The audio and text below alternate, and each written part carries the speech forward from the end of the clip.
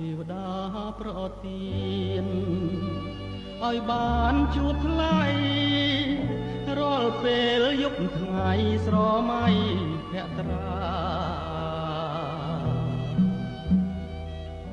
សូមប្រនៃខ្ញុំប្រកុំប្រាថ្នាបងសូមស្នេហាក្រែងចិនសាបាបាយបា